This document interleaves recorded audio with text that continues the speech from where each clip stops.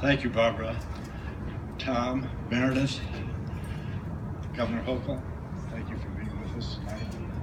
Mrs. Franklin Roosevelt Jr., delighted to have you here. And I haven't even had time tonight to say hello to Matilda. But I would, Matilda is the person who gave her heart and soul to make this project happen. And she is still our guardian and our mentor. I thank her so much for her attention and her loyalty and her love of our joint enterprise here. Thank you, Matilda. And please take our regards to Governor Cuomo, to thank him for all the things he's done for us over the years. This is a state park. We have to remember that. And I don't think Governor Patterson is here. He was going to be here tonight. He may still show up, but we salute him too. So we got the weather again. I told you we'd do it, and we've done it. This is our 5th time that we've brought you together, and this is the 5th time we've had absolutely perfect weather. And I don't know who takes credit. Let's give it to Matilda. I think she did it just by coming here tonight. Summer will soon be here, the season which brings the sun and the rain, so that the seeds we've planted will be nurtured to fulfill the promise of a great harvest. It's time for graduations, for moving ahead, a time when we can encourage our children and grandchildren to embrace the challenges of the world that desperately needs their loving care and attention. It's a time when we hear the echo of the 4 freedoms elsewhere, everywhere, reminding us of the vision of Franklin Delano Roosevelt as he led the greatest generation to its destiny. On January 6, 1941, President Roosevelt came before the Congress and gave us a vision of the world that would be worthy of our civilization. He spoke simply, eloquently, of a nation dedicated to the 4 freedoms everywhere in the world. Freedom of speech and expression, the best defense against the corruption of democracy.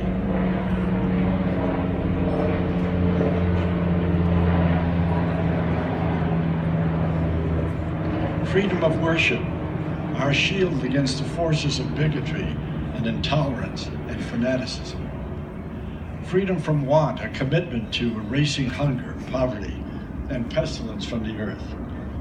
Freedom from fear, a freedom dependent on collective security, a concept carried forward with our leadership and dedication to the United Nations. Winston Churchill once said of Franklin Roosevelt that he was the greatest man he'd ever known. Franklin Roosevelt was the voice of the people of the United States during the most difficult crises of the 20th century. He led America out of the despair of the Great Depression. He led us to victory in World War II. 4 times he was elected President of the United States. By temperament and by talent, by energy and instinct, Franklin Roosevelt was ready to assume the challenge that confronted him. He was a breath of fresh air in our political life, so vital, so confident, so optimistic, so warm, good-humored, but he was also a man of incomparable personal courage. At the age of 39, at the high point of his life, he was stricken by infantile paralysis. The pain of his struggle is difficult to imagine. Learning to move again, to stand, to rely upon the physical support of others, never giving in to despair, to self-pity, to discouragement. He gave that courage to our country at a time of its greatest need. He replaced fear with faith, transforming our government into an active instrument of social justice. There was a time when heroes were still possible, when idealism was admired, when public service was the highest calling. President Roosevelt made America the arsenal of democracy. He was commander-in-chief of the greatest military force in our history. He crafted the victorious alliance that won the war. He was the father of the nuclear age. He guided the blueprint for the world that was to follow. the vision of the United Nations, the commitment to collective security, the determination to end colonialism, the opportunity for peace and prosperity for all people. That was the legacy of Franklin Roosevelt. We've witnessed disappointed expectations. We have seen agonizing struggles continue between ancient rivals. But we must continue to reach out to all the nations of the world to prevent war, to resolve conflicts, to turn our great wealth and power to the betterment not alone of our country, but of our world and of all humanity. Arthur Schlesinger Jr., the preeminent historian of our times, once said, "History is to a nation as memory is to the individual. As persons become deprived of memory, they become disoriented and lost, not knowing where they've been or where they're going. And so a nation beside a conception of the past will be disabled in dealing with its present and with its future." FDR loved history, particularly American history. How fortunate, he would say, that our country had George Washington as its founder. A man dedicated to peace, a leader proven in war, a man of dignity and honor, who established those qualities as the foundation of the presidency. Franklin Roosevelt served as our president longer than any other person in history. He conducted the presidency as our founders would have had it and expected him to do. Because of his own battles with their disciples, FDR was very familiar with the Know-Nothing movement of the 19th century. The Know-Nothings strongly opposed the immigration of the Irish, of the Germans, and they hated the Catholics. They got their name because its members, when asked about their party's programs and activities, were instructed to reply, "I know nothing." The party had some political success, but Abraham Lincoln helped push them underground from where they emerged from generation to generation, proving what a great philosopher once said, that nothing is more dangerous than ignorance in action. Now in the 21st century, it is critical for us to recall the towering challenges of the Roosevelt era, to understand the spirit of FDR, his response in troubled times when societies lost their bearings and spun off into various forms of fanaticism, cynicism, and violence. He held fast to his belief that fundamental change is available to people through a democratic process, and his 12 years as president proved him right. Today, we celebrate a chronicler of history. Tom Brokaw, a son of South Dakota, embodies what Roosevelt's America was all about.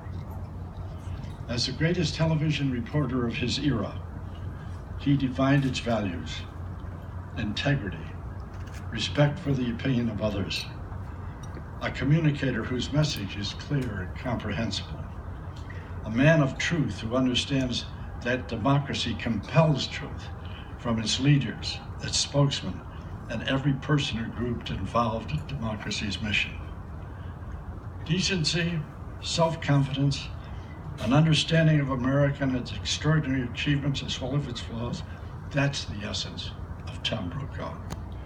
We honor him tonight, not alone for the mastery of the art of communication, and he's the best, but also for his commitment to freedom, which caused him to write the history of the greatest war in human endeavor through the lives of the men and women who fought that war.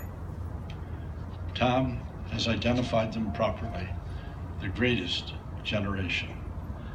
And when American democracy confronted the scandal of Watergate, Tom Brokaw reported this story without fear or favor and helped us understand it, the consequences and its lessons. And in the Civil Rights Revolution, he was at the schoolhouse door. He was in the streets filled with protesters. He was in the courtroom when America's concept and definition of social justice was measurably removed. He's been an international spokesman for the protection of journalists, many of them brave and courageous beyond measure, have lost their lives or suffered grievous injury as shields for the freedom of the press. He has inspired the generation of his successors to tell the story of this great country fearlessly and honorably. Tonight, Tom Brokaw honors us by accepting this award as the exemplar of freedom of speech and of freedom of the press. Tom, you presided over the opening of this park 4 years ago. More than 700,000 visitors have followed your path. As of today, it's 706,505.